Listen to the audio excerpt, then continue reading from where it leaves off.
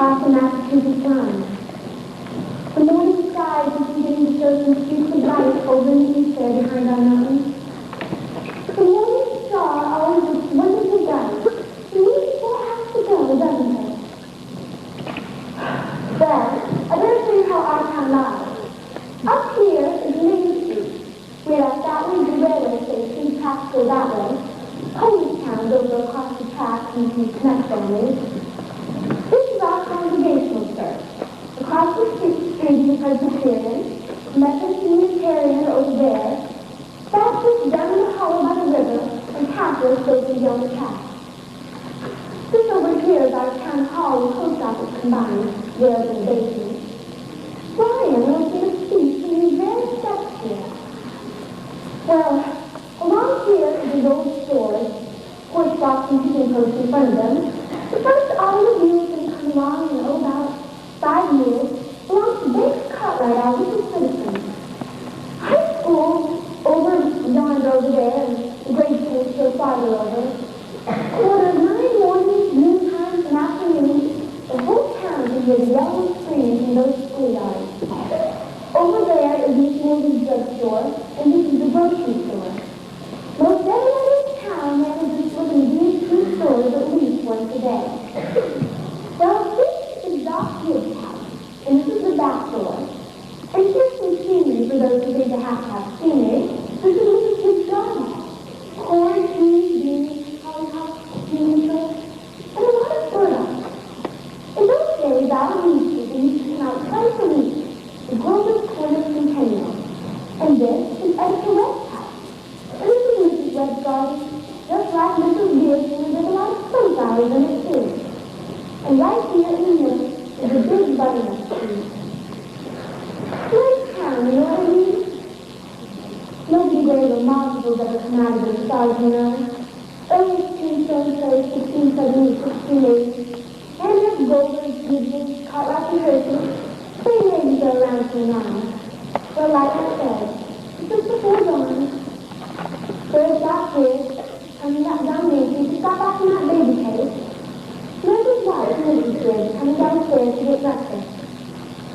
South East died in 1930, but a new hospital was named after him. Mrs. Griggs died first, though. Long time ago, in fact. She went up to visit her daughter, Rebecca, who married an insurance man from Canton, Ohio. She died there, pneumonia. Her body was brought back here, and with the whole mess of Gidgets and Hearses, she was Julie Hurst before she married Dr. Woods in the congregational church. In our town, we like to know the facts about everyone. There's Dr. Woods got that call at 1:30. And there's Mrs. Webb coming downstairs to get breakfast. Here's Bill Cloud coming to deliver Mr. Webb's food.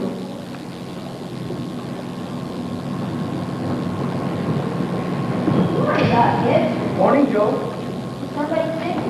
No, pair of twins over in Polish Town. Would you like to take them now? Yes, I'll take it. So, anything serious going on in the world since Wednesday? Yes, sir. My school teacher, Miss Foster's getting married to a fellow in Concord. I declare, how do you boys feel about that? Well, it's none of my business. I think if a person starts out to be a teacher, she ought to stay there. How's the need, Joe? Fine, Doc. I never think about it at all. Only like you said, it always tells me when it's going to rain. So what's it telling you today? It's going to rain? No, sir. You sure? Yes, sir. That knee ever make a mistake? No, sir. Let me tell you something about that boy Joe Crown there. He was awful bright. Graduated head of the class from Williams College, and he got a scholarship to Massachusetts Tech. He graduated head of the class there, too. He got right up to the Boston paper at the time. Going to be a great engineer, Joe was. Then the war broke out in France. And Joe died. All that education for nothing. Gee, up there, too.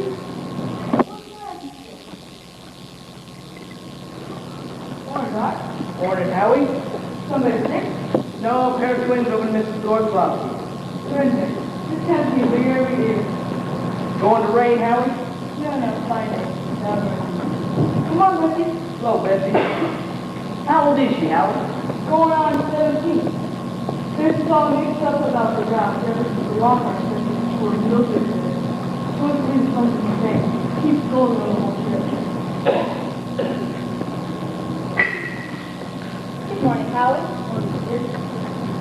Doctor come downstairs. Is he? Seems like you're late today. Yes, someone on the finger. What? Doc, Howie? Children, time to get up. Come on, baby. Everything all right, friend? Yes, I declare. Easy as. Well, bacon will be ready in a minute. You sit down and drink your coffee. You'll have time to get a few hours sleep this morning, won't you? I don't know. Miss Whitworth's coming at 11. Yes, I know it's about to. Her stomach ain't what it ought to. All told, you won't get more than 3 hours sleep. Frank, I don't know what's doing you coming here. I do wish I could teach you to go away someplace and take a real rest. I think it would do you some good. Children, 7 o'clock. Wally, Emily, time to get up. I declare, Frank, you've got to speak to George. Seems like something's come over him lately. Well, he's no help to me at all. I can't even get him to cut me some food. If he's asking you. No, he just whines. All he thinks about is that baseball.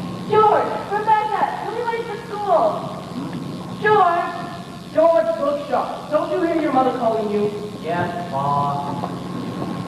Yes, I'll go downstairs and get 40 winks. Children, you'll be late for school. Wally, you watch yourself good or I'll just have to do it myself. What dress do I wear? Don't make a noise. Your father's been out all night and he needs his sleep. Now, I washed and ironed blue gingham for you special. Mama, I hate that dress. Oh, hush up with you. Every day I go to school dressed like a big turkey. Now, Rebecca, you always look very nice. Mom, Jordan's going so. I'll come up and slap the both of you. That's what I'll do. The best factory in our town, too. Hear it? It's splendid. Cartwright's owner is one more person.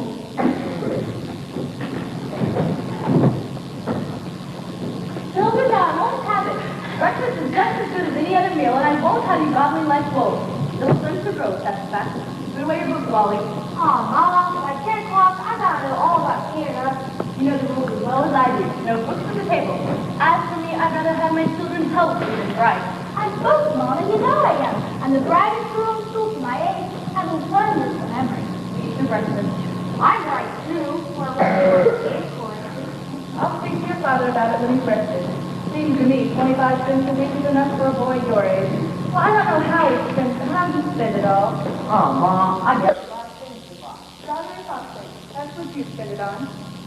I don't see how Rebecca comes to have so much money. She has more than $1. Well, dear, I do think it's a good thing you spend some every now and then. Mama, you know what I love most in the world? Do you? Eat your breakfast. Ma, there's the first bell. I gotta hurry. I don't want more. I've gotta hurry. Well, walk fast. You don't have to run. Hold up your pants at the knee, Wally. Stand up straight, Emily. Tell Miss Foster I send her my best congratulations. Do you remember that? Yes, Mom. You look real nice, Rebecca. Pick up your feet. And George, tuck in your shirt and pull up those suspenders. Oh, Mom.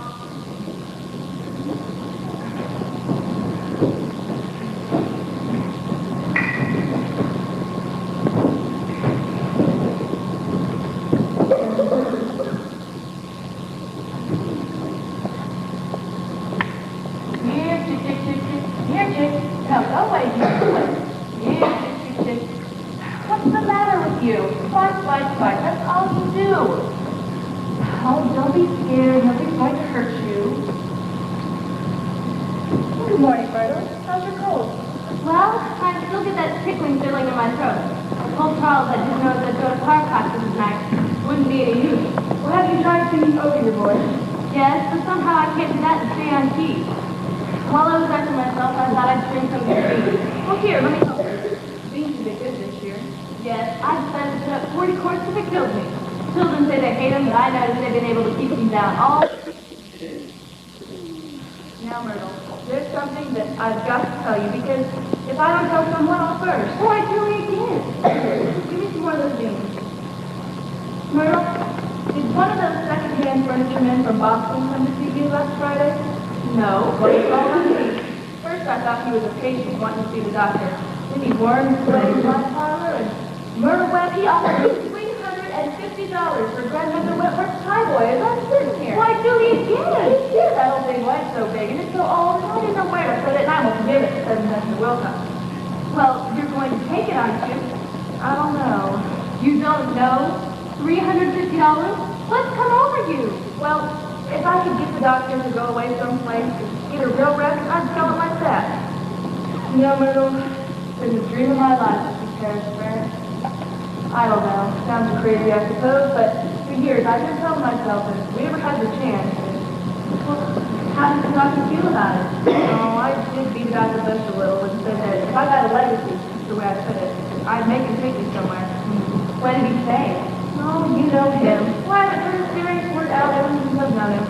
No, he says, it might make him discontent with Grover's Corners to go traipsing around Europe. Better let well enough alone, he says. Every 2 years, we make a trip to the battlefields of the Civil War, and that's enough a treat for anybody, he says. Well, Mr. Webster admired you and wanted to get everything about the Civil War. It's a fact. The doctor's never so happy as when he's at Antietam or Gettysburg. The time I've walked over those hills, Myrtle, stopping at every bush, like we were going to find it. Well, if that second-hand man's really serious about buying it, Juliet, you sell it. Then you Paris, all right? Just keep dropping hints from time to time. That's how I got to see it, the Atlantic Ocean, you know. Oh, I don't know. I'm sorry I mentioned it. Only it seems to me that once in your life before you die, you ought to see a lawyer. They don't talk English and don't even want to. Thank you, Mrs. Webb. Thank you, Mrs. Kidd. Now we're going to skip a few hours. But first, we want a little more information about the town. Kind of scientific account, you might say. So, I've asked Professor Willard of our state university to come in and sketch a few details. Professor Willard or Professor Willard? Oh, Professor Willard of our state university. A brief note, Professor. I'm afraid our time is limited. Yes, Grover's Corners lies in the old Constitution Grant, Appalachian Range. I may add that it is also some of the oldest range in the world, if we're on that side. The shelf of the Devonian baseball crosses the vestiges and messes up scale, but that's almost 200, possibly 300 million years old. The highlands is a fossil of it, approximately 2 miles out of town, piled up in South Africa. It could be either a university museum of any kind, any reasonable kind of it. Shall I read some of Professor Gruber's says on the meteorological situation in New York? Afraid we won't have time for that, Professor. So you might have a few words on the history of man, though. Yes, anthropological data, early Amerindian stock, Cotacachi tribes, no evidence before the 10th century of this era. Now since entirely disappeared. There's evidence to indicate that the migration was into the 17th century as the English Brachycephalus blue-eyed stock. Since then, mostly raw the Mediterranean influx. And the population, Professor Willard? Within the town limit, 2,600 reported. Just a moment, Professor. Oh yes, indeed. Currently, the population is 2,642. The postal district brings in 507 more, making for a total of 3,149. And mortality and birth rates are constant. McPherson's gauge 6.032. Well, thank you very much, Professor. I'm sure we're all very much obliged this way, and thanks again. Now the political and social report. Editor Webb, oh, Mr. Webb. He'll be here in a minute. He cut his hand while he was eating apples. Thank you, Mrs. Webb. Donald, everybody's waiting. Mr. Webb is our editor and publisher of the Grover's Corners Centennial. That's our local paper unit. Mr. Webb. Oh, good afternoon. Well, I don't have to tell you that we're run here by a board of select men. All males below the age of 21. We're lower middle class. We're good with some professional men, 10% with their laborers. Politically, we're 86% Republican, 6% Democrat, and 4% Southern. The rest indifferent. Religiously, we're 85% Protestant and 12% Roman Catholic. The rest indifferent. And do you have any comments, Mr. Webb? They're ordinary kind, if you ask me. A little better behaved than most, probably a lot lower. Those young people here seem like it enough. 90% of them after graduating from high school settle down right here. You have to get away to college. Well, is there anyone in the audience who has anything they'd like to ask Mr. Webb about the town? Is there much drinking in Grover's Corners? Well, sir, I don't know what you mean by much, but Saturday night some of the farm hands get together down at old heathery green on the table and holler comes, but that ain't much. And we do have 1 or 2 town drunks, but they're rejoicing every time an evangelist comes into town. No, sir, I wouldn't say that drinking's a regular thing here in the home. That's the medicine chest, right? You think like, you know, all it was. Any other questions? Sure, no one in town Can you please come forward with an audition? What's that? Sure, no one in town where social justice and industrial inequality. Oh, yes. Everybody's something terrible. Seems like we spend most of our time talking about who's rich and who's poor. Then why don't they do something about it? Well, I don't know. I guess we're all hunting like everybody else, but the way they do it is simple-minded, can rise to the top, and a lazy person can sink to the bottom. But it ain't easy to find, you know. In the meantime, we do all we can to help those who can't help themselves, and those who can to leave alone. Are there any other questions? Is there any beauty or love of culture in growing economy? Well, no, there ain't much culture. Come to think of it, there are 1 or 2 girls that play the piano in high school commencement, but that ain't much. No, there ain't much culture here, but maybe this is a place to tell you that we've got a lot of pleasure this time of year. We like the sun coming up over the mountains in the morning, and we notice a great deal about the birds. Yes, everybody pays a lot of attention to them. Those other things, ma'am, no, there ain't much. Robinson Crusoe and the Bible and Tammy Bardo, y'all know about that. And Whistler's mother, that's just about as far as we go. Well, thank you very much, Mr. Wayne. So, now it's early afternoon. Early afternoon calm that evening. All 3,642 have had their dinners, and all their dishes have been washed. There's an early afternoon call that has come in the budget. Stop breathing over his office, tapping people, making them say, ah. Mr. Cartwright over here mowing the lawn. 1 man in 10 thinks it's his privilege to his own lawn. No, sir. The lady's on fire. Here's the children coming home from school.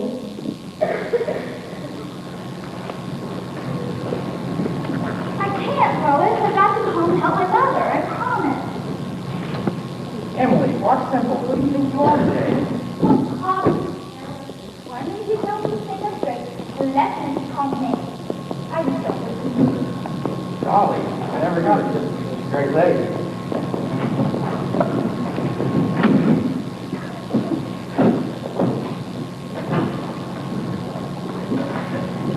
Hello, Emily.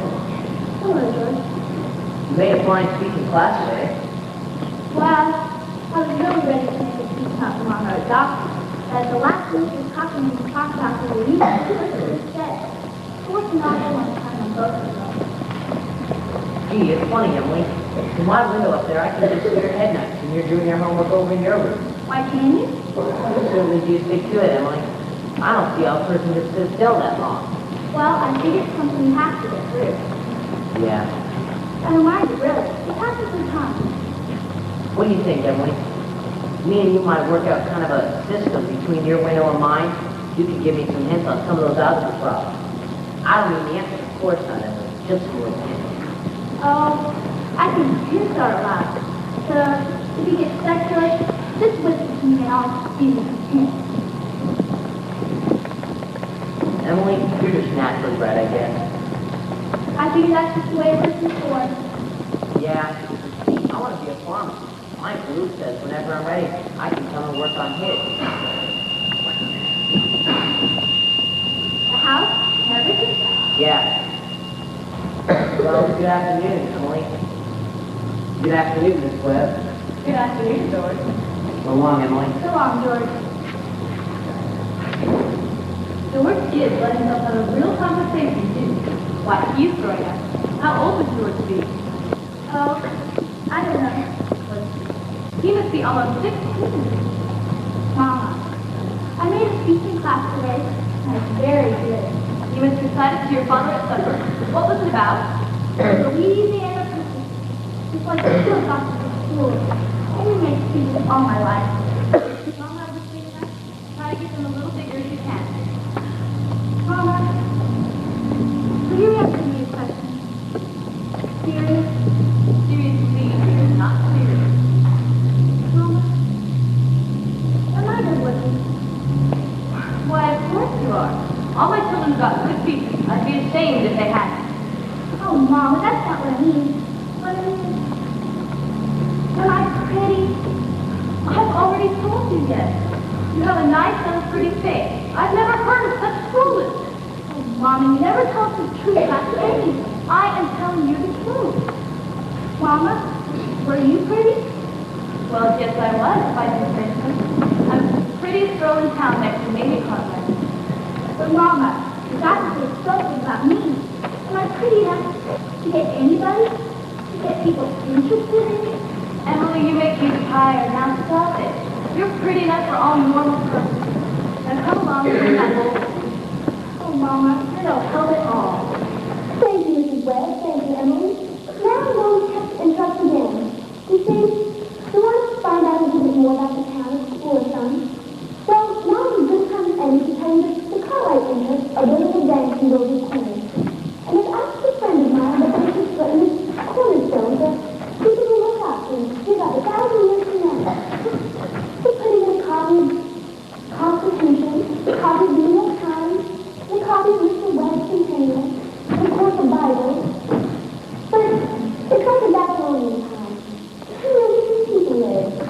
And that each day their families came home and had dinner, their fathers came home from work, and smoke on their chimneys, just like here in Golden Corners. And even in Greek and Roman times, all that we really know about them are what they wrote in the books and plays and poems. So, I'm going to put a copy of this play in Cornerstone. So that people, 1,000 years from now, will know this is the way we were in the populace of New York in the beginning of the 20th century.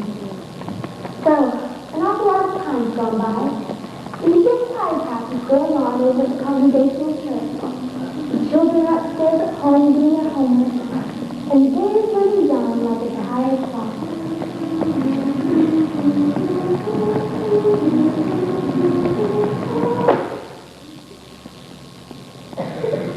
Music come into the world to give pleasure. Softer, softer. Get it out of your head that music is only good when it's loud. You be loud domestically because you couldn't beat them even if you wanted. Now again.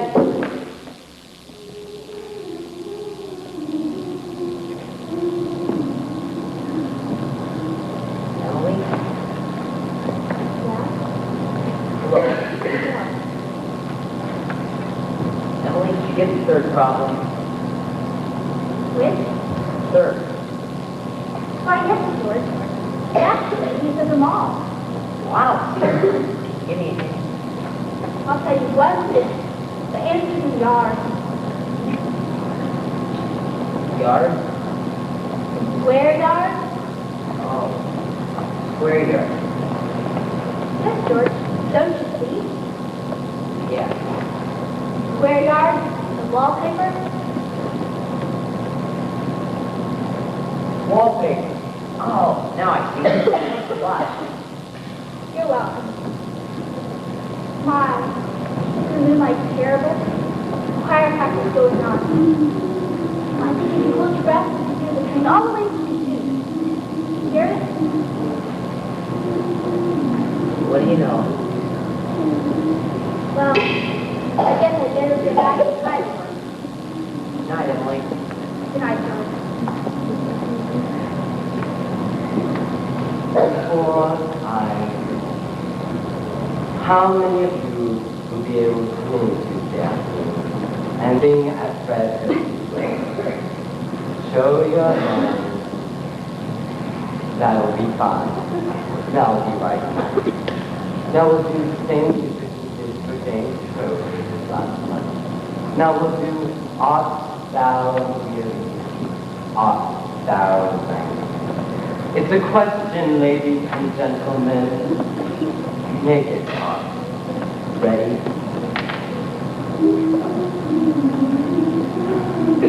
George, can you come down a minute? George, sit down. Make yourself comfortable. I'll only give you a minute.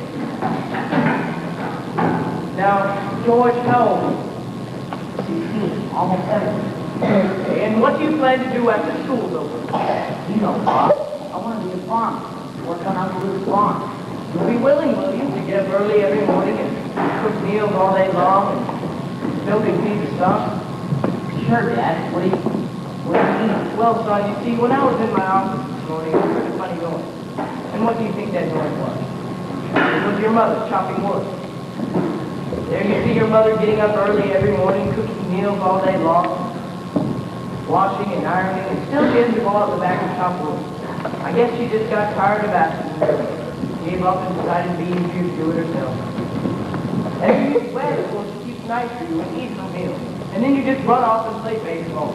Like she's just some hired girl we keep around the house with no life.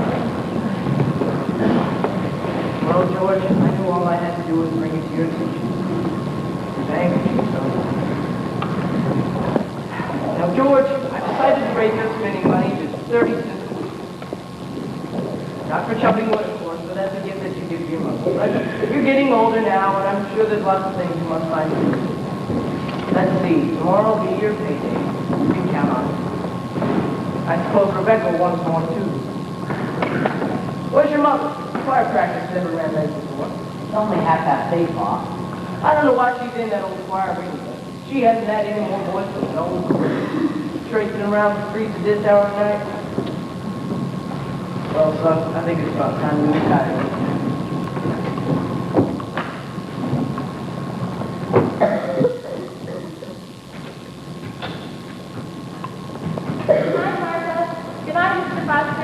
I'll come to West. I know you want to put it in the paper. My, it's late. Good night, Irma. Real nice choir practice tonight, wasn't it? Myrtle Webb. Look at that moon. Tater wears the shirt. Naturally, I didn't say a word about it ever, but now that we're both, really, it's the worst ever ever. Yeah. What? Simon Simpson. Now, Luella. But Julia, to have an order to the church, drink, and drive here, you know he was drunk tonight. Now, Luella, we all know about Mr. Simpson, and we all know about the troubles he's been through. And Dr. Ferguson knows too. And if Dr. Ferguson keeps him on there, then all we can do is just not to notice it. Not notice it. It's getting worse. No, it isn't, Luella. It's getting better. I've been at choir for quite as long as you have. And it doesn't happen anywhere near so often. My, you can go to bed on a night like this. Well, I better hurry. The children will be sitting up till all hours. Good night, Luella. Can you make it home quick, Luella? I can see the bride today. Mr. Combs down around the window. And so I can just dance during the minstrel carry on. Well, good night. Good night.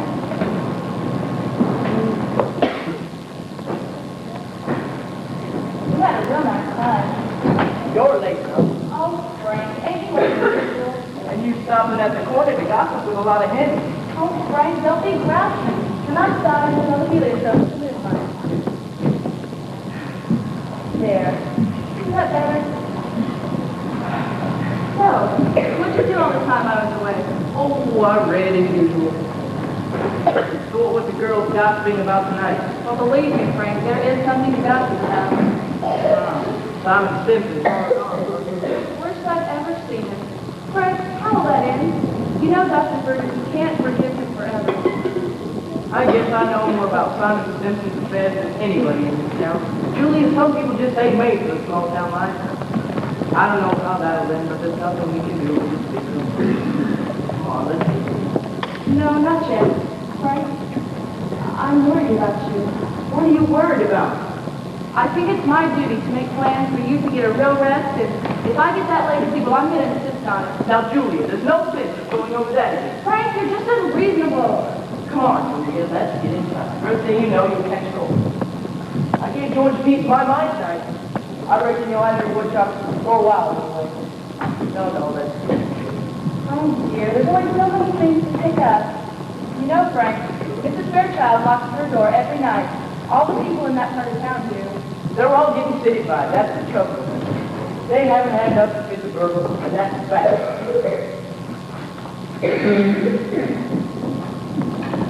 Get out, Rebecca. You're always spoiling everything. Honey, Mom, just a minute. Use your own window. I did. There's no one there.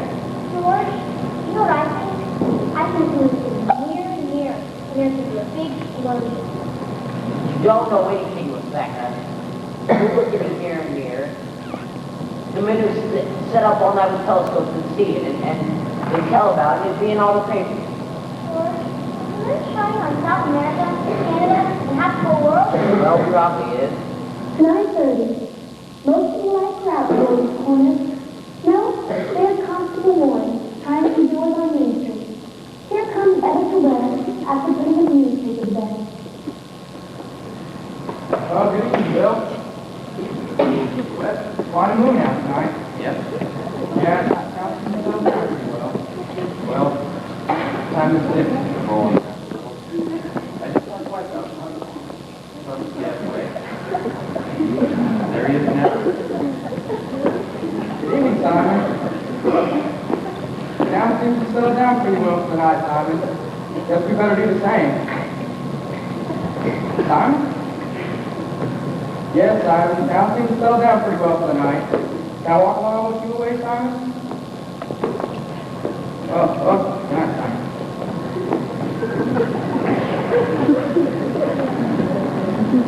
I don't know just what it is. Well, you see a type of trouble these days. One thing after another. Hey, Bill, if you see my boy smoking a cigarette, just give him a word for me, will you? Fine, Bill. I don't think he's much of a cigarette than he's got more 2 or 3 here. I sure hope not. Can I, Bill? Thank you, Webb. What is that up there? Is that you, Myrtle? No, it's me, Papa. Emily, what are you doing up this late? I don't know. I just can't work. Midnight's so wonderful and the smell of the heliotrope. Yes. How many children are you in? Trouble, Papa? No. Well, enjoy yourself. Don't let your mother catch you up this late. Good night, Emily. Good night, Papa. You never told me about the other day Papa got from a minister when she was sick. It was just like insects. Jane Crockett, Crockett's Farm, Perfect Corner, New Hampshire, United States of America. What's so funny about that? Wait a minute, I'm not finished yet. United States of America, continent of North America, Western Hemisphere, the Earth, the solar system, the universe, and the mind of God. That's what it said on the envelope. That, what do you know? The postman writes just the same. What do you know? That's the exact word, though. Read it for the listen.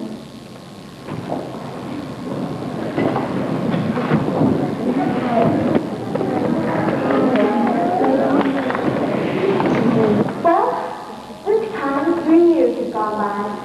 Yes, the sun's come up over 1,000 times. The summers and winters have cracked the mountains down. The rains have brought down some of the dirt. And some babies that weren't even born before have already begun talking regular sentences. And some people who thought they were right young and spry have noticed that they can't ride down the flight of stairs like they used to. All this can happen in just 1,000 days. Humans have been pushing and contriving in other ways too. A number of young people fell in love and got married. Yes, the mountain got bit down a few fractions of an inch, millions of gallons of water went by the mill, and here and there a new home was set up under a roof. Most everybody in the world gets married, and in our town there aren't hardly any exceptions. Most everybody in the world climbs into the grave married. The first act is called daily life. This act is called love and marriage. There's another act coming up after this, and I reckon you can guess what that's all about. So, it's 3 years later. It's 1904. July 7th, just after high school commencement. That's the time when most of our young people jump up and get married. As soon as they've had their last examinations in solid geometry and rose orations, they suddenly see themselves fit to be married. Well, it's early morning. Only this time it's been raining, been pouring and thundering. Mrs. Gibbs' garden and Mrs. Webb's drenched. All those pea vines and bean poles drenched. All day yesterday the rain was like curtains being blown along Main Street. They begin again here in a minute. There, you can hear the 5:45 for Boston. There's Mrs. Webb and Mrs. Gibbs coming downstairs to get their breakfast, just like it were any ordinary day.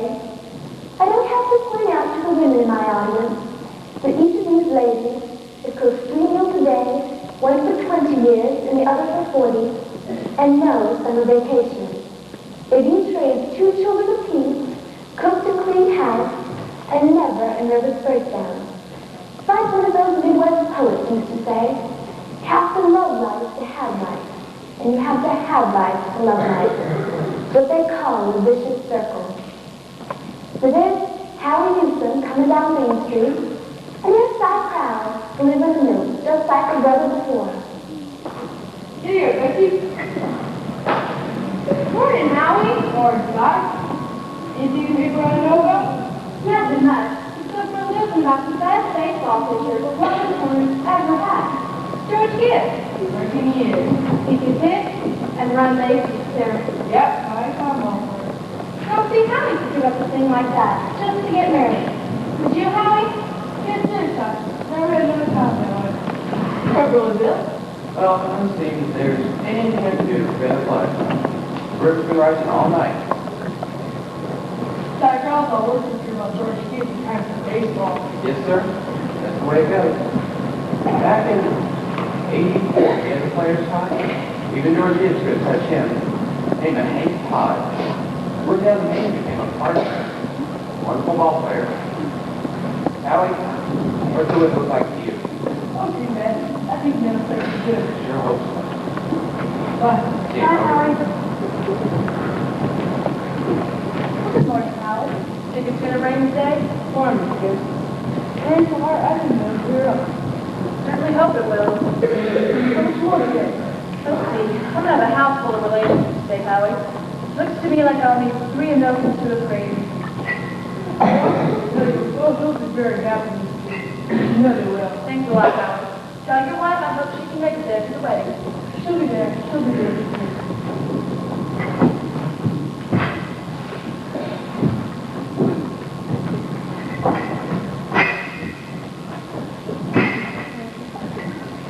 Morning, Brett. Oh, good morning, Mr. Newsom. I told you 4 voice notes, but I hope you can spare me another. Yes, Mr. Green. Will it start raining again, Mr. Newsom? What was your name, Mrs. Gibbs? Now let me lighten up some. Morris is there. Those have been very happy. Thank you, and thank Mr. Newsom. And we're planning on seeing you at the wedding. Yes, it's the goodness of my dad. Go on, Betsy. Well, Mom, the day has come. You're losing one of your chicks. Frank Gibbs, don't you say another word. Why, I feel like crying every minute. Now sit down and drink your coffee. The groom's up shaving himself. Only there ain't an awful lot to shave. He's up there whistling and singing. He's glad to be there. Oh, and every once in a while he says, I do, to the mirror. But he don't sound convincing to me. I declare, Frank, I don't know how we get along. But I've arranged his clothes and things to put warm things on. And, oh, Frank, they're too young. Emily won't think of such things. He'll catch his deadly cold in a week. I was remembering my wedding one, Julia. Oh, now don't start that, Frank Gibbs. I was the skinniest young fellow in the state of New Hampshire. I thought I'd make a mistake, sure. And then I saw you coming down that aisle, and I thought you were the prettiest girl I'd ever seen. The only trouble was I'd never seen you before. And how do you think I felt? Frank, weddings are perfectly awful things. Sparses, that's the day Here, I've made something for you. Why, Julia Hersey, French toast. Came hard to make, I had to do something. How'd you sleep last night, Julia? Well, I did hear a lot of hours so far. Yes, I get a shock every time I think about George setting out to be a family man. That great gangling thing.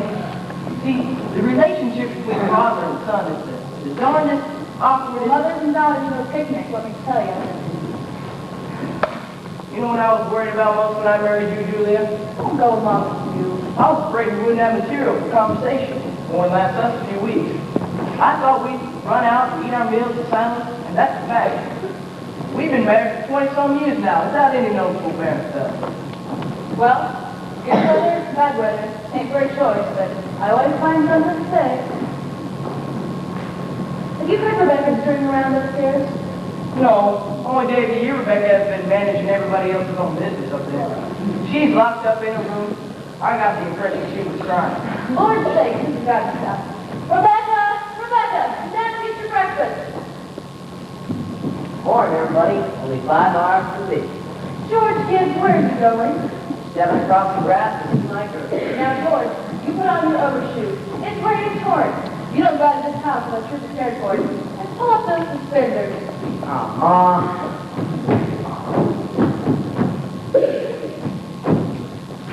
Oh, George. From tomorrow on, you can kill yourself in all weather.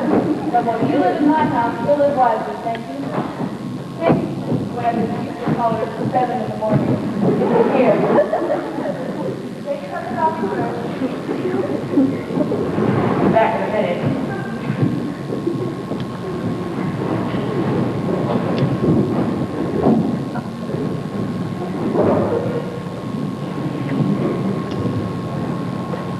Morning, Mother Webb. You're frightening me. Now, come in a minute out of the way. You know I can't ask you in. Why not? You know as well as I do, this room can't see as bright as the wedding day. Not really either in church. Oh, that's just a superstition. Morning, Mr. Webb. Morning, George. You don't believe in that old superstition, do you? Oh, well, it's my conscience. I'm George. Millions of faults, George. You don't want to be the first to fly in the face of it. Where's Emily? She hasn't waked up yet. Emily's asleep. I shouldn't wonder. We were up till all hours sewing and packing. Now I'll tell you what I'll do. You sit down here with Mr. Webb and drink this cup of coffee. And I'll go through the duty to come down and serve you. There's some bacon too, but don't be long about it.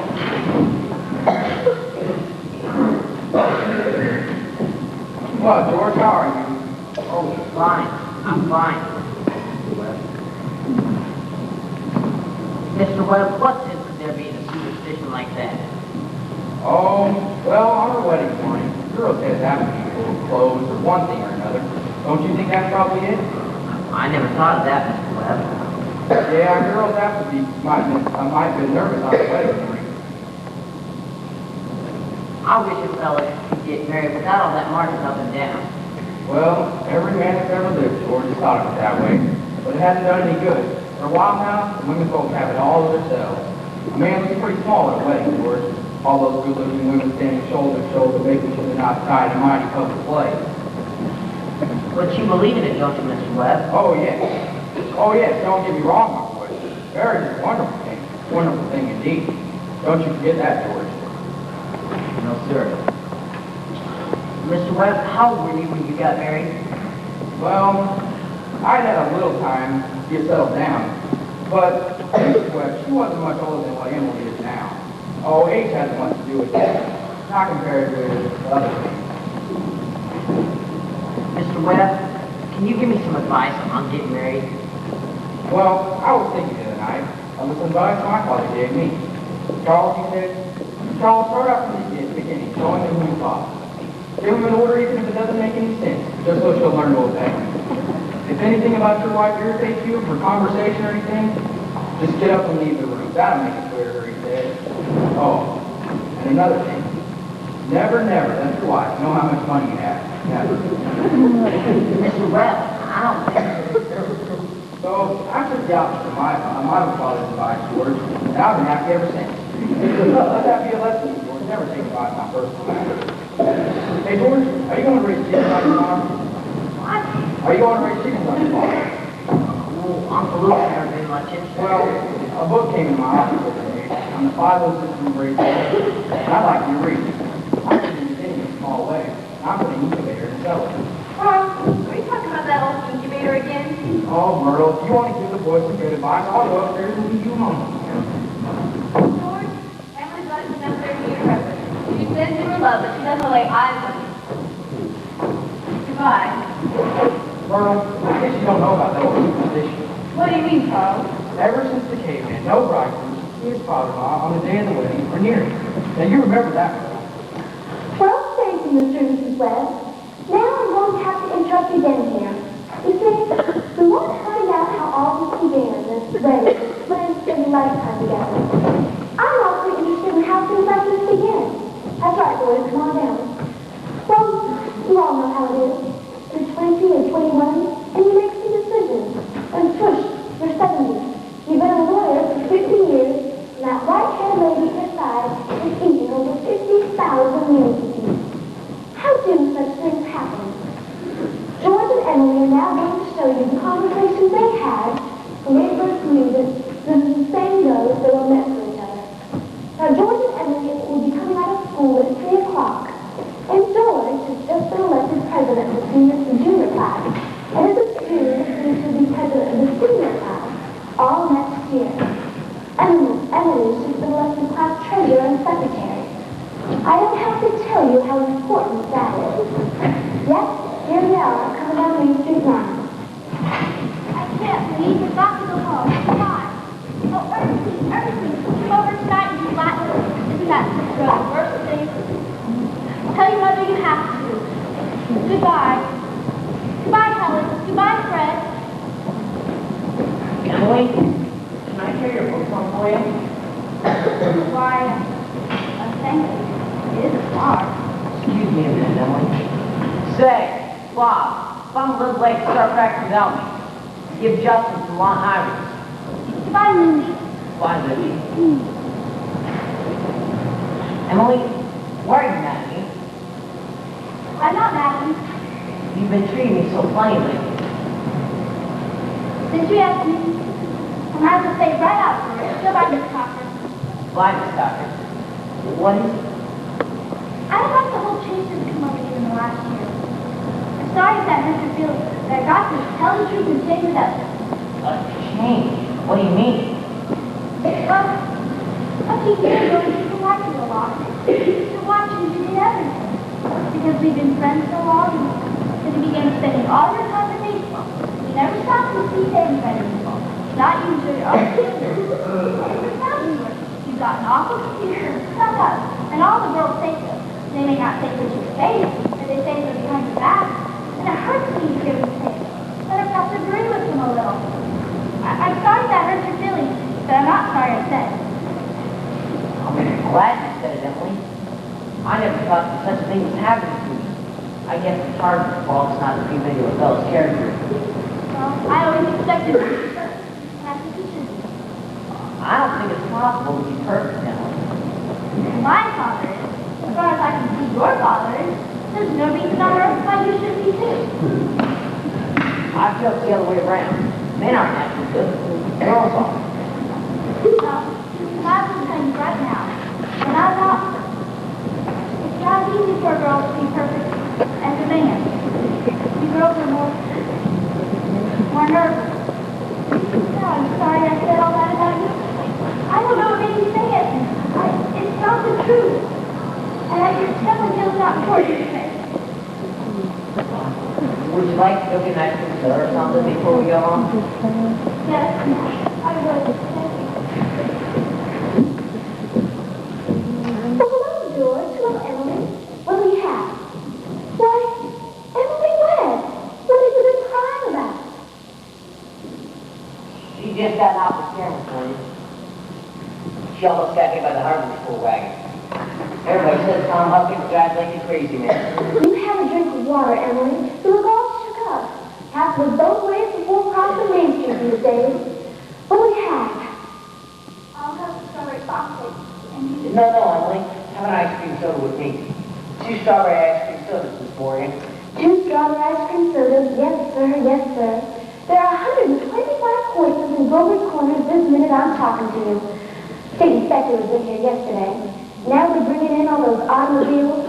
The best thing to do is stay home. I can remember when a dog could sleep all day in the middle of Main Street, and nothing would come along to disturb it.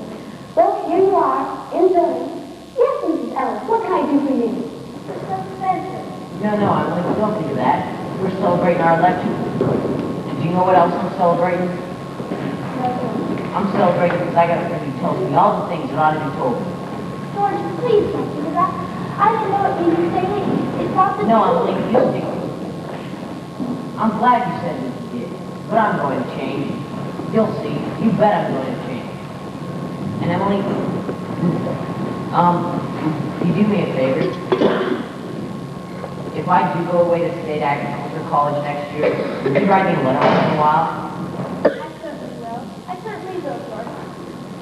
Seems like these years kind of get out of touch with them, you know. Early corners is a very very important place when you think of all New Hampshire. It's a very nice town. Well, the day when you come, what I would want to know everything that's going on here. I know that's what you know. Well, I'll try to make my letters. Emily, whenever I meet a farmer, I ask him if he thinks it's important to go away to State Agricultural College to be a good farmer. Some of them even say it's a waste of time. You can get all those things anyway out of the pamphlets the government sends out. And my Uncle Luke's getting old. He's about ready for me to start taking over the farm tomorrow if I could. Wow. Yeah, and like you say, being gone all that time in other places and meeting other people, God, if anything like that can happen, I don't want to go away. I guess these people aren't any better than the old ones. I'll bet they almost never are. Well, George, maybe it's very important to learn all about that cattle that's in the soil and those things. Of course, I don't know. Emily, I'm going to make up my mind right now. I won't go. I'll tell Pa about it tonight. But George, I don't see why you have to decide right now. It's a whole year away. Emily, I'm going to tell you right now why I'm not going to State Agricultural College. I think that once you find a person who you're very fond of, he's fond of you too. I think that's just as important as college is. Even more so. That's what I think. I think it's very important too. Emily, I'm glad you spoke to me about that. That fault of my character. What you said was right. There was one thing wrong with me. That was when you said that for a year I wasn't noticing people. You, for instance. Sure. I was wanting to know where you're sitting at the bleachers and who you're with. 3 days now I've been trying to walk home with you. Something's always got in the way. Yesterday I was standing over against the wall and you walked home with Miss Cochran. George, that's awful, but Emily, if I do improve and make a big change, would you be, could you be? I am now. I always have. Well, I guess this is an important talk we can have.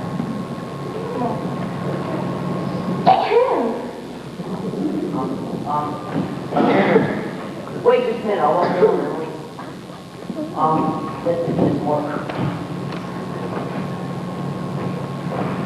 This morning I'm going to have to go home and get the money to pay. Dad, George did. You didn't tell me. But I agreed with Miss Morgan. Look, here's my pocket watch. Keep it until I come back. Keep your watch, George. I'll trust you. I'll be back in 5 minutes. I'll trust you 10 years, George, not a day over. Got all of your shock, Emily? Yes, thank you, Miss Morgan. It was bad. Well, now we're ready to get on with the wedding. You see, there are an awful lot of things to be said about weddings, and there are an awful lot of thoughts that go on during weddings. Naturally, we can't get them all into one wedding, and especially not a wedding in Rover's Corners where they're awfully free and short. Now, this is a good wedding, and yet even at good weddings, people are so put together that there's a lot of confused feelings way down deep in people's minds. So, we've always put that knowledge to play too. Now, we all know that the real hero is not even on stage at all. We all know who that is. Nature's been pushing and contriving for quite some time now. It's like one of those European fellows said, every child born into the world is nature's attempt to make a perfect human being. Now, we all know that nature is interested in quantity. But I think she's interested in quality, too. Well, that's all my sermon. It wasn't very long anyway.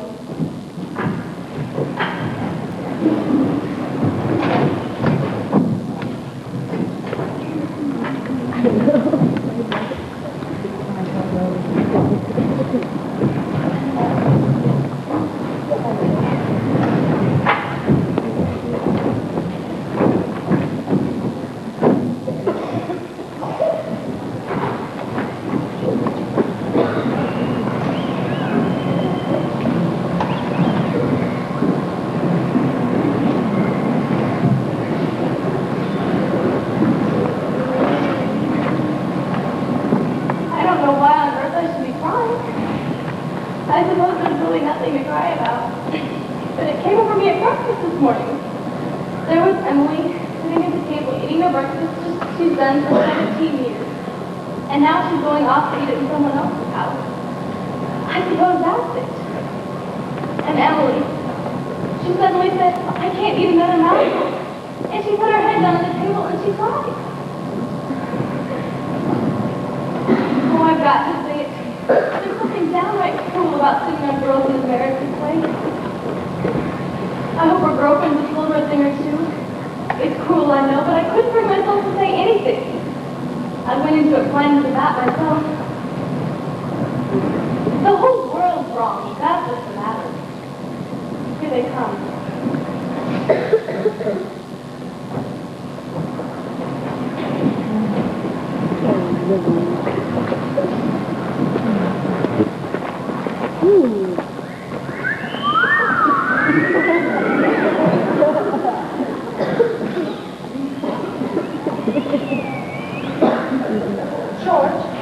George, what's the matter? Mom, I don't want to go. Why is everybody pushing me so? George, you wanted it. No, Mom, listen to me. No, George, you listen to me. Put a man down. Mom, the last time I asked you, all I want to do is be a fella. Oh, George, maybe that should hear you. Now, stop. Well, I'm ashamed of you. Where's Emily? George, you gave me such a turn. Oh, shut up, Mom. We got to get ready for this. Well, Molly, you stay Thursday night. Don't see. Me and Emily will be over every Thursday night. Mom, what you crying for? We got to get ready for this.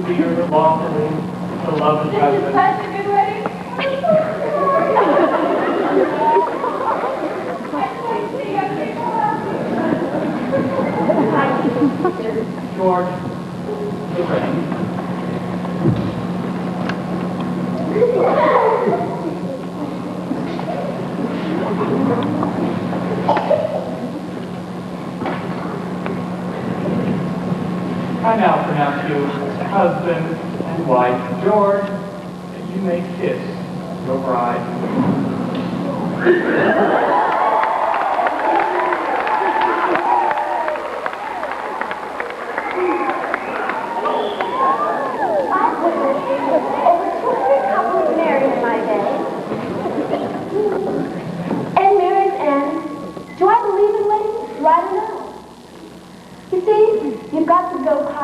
spend the afternoon drive, the first rheumatism, the grandchildren, the second rheumatism, the deathbed, the reading of the will. Once in 1,000 times as interesting. Well, let's have Mendelssohn's Wedding March.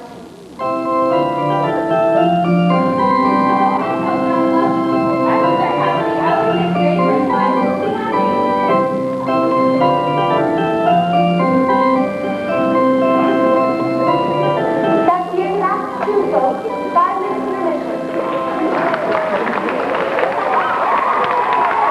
9 years have gone by. Gradual changes in Rose's Corners. Horses are getting rare. Farmers coming into town on board. Everybody now locks their doors at night. Nobody's seen any burglars in town yet, but everybody's heard about them. Well, this is certainly an important spot in Rose's Corners. It's on a hilltop, lots of sky and clouds, oftentimes lots of sun, moon, and stars. Yes, it's a beautiful spot. I often wonder why people say they'd like to be buried in Woodlawn in Brooklyn, and they might have the same time right here in New Hampshire. Here's the old stone, 1670 to 1680. Strong-minded people come a long way to be independent. Summer people always come around here and laugh at funny words on the tombstones, and genealogists come up from Boston, paid by city people who look up their ancestors. Whenever you come near the human race, there's layers and layers of nonsense. Over there is the Civil War grave. Ironclad is on those graves. New Hampshire boys had a notion that the Union ought to be kept together, though they'd never seen more than 15 miles of it themselves. All they had was a name, friends, just a name. The United States of America. And they went and they died for it. Well, here's where the new graves are kept. Here's some familiar faces. There's your friend, Mrs. Gibbs. Let me see, there's Simon Simpson, organist at the Congregational Church. Oh, and here's Mrs. Jones. You remember, she enjoyed the wedding so. Yes, and there's an awful lot of others here, too. And, oh, Editor Webb's boy, Wallace. His appendix burst on a Boy Scout church across the notch. And all the sorrow sort of tied things down up here. People just wild and free who brought their relatives here up to the hilltop. And yet we're all glad that they're in a beautiful place. And we're coming up here ourselves when our fit's over. Now there's some things that we all know, but we don't like to take them out and look at them very often. We all know that something is eternal. And it ain't houses, and it ain't names, and it ain't the earth, and it ain't even the stars. Everyone knows that down in their bones, something is eternal. And that something has to do with human beings. All the greatest people that have ever lived have been trying to tell us that for 5,000 years. Yet you'd be surprised how many people lose hold of that. Way down inside of everyone, something is eternal. Now we all know that the dead don't stay interested in us for very long. Gradually, they lose hold of the ambitions they held, pleasures they had, the things they suffered, and the people they loved. They get weaned away from earth. That's the way I put it.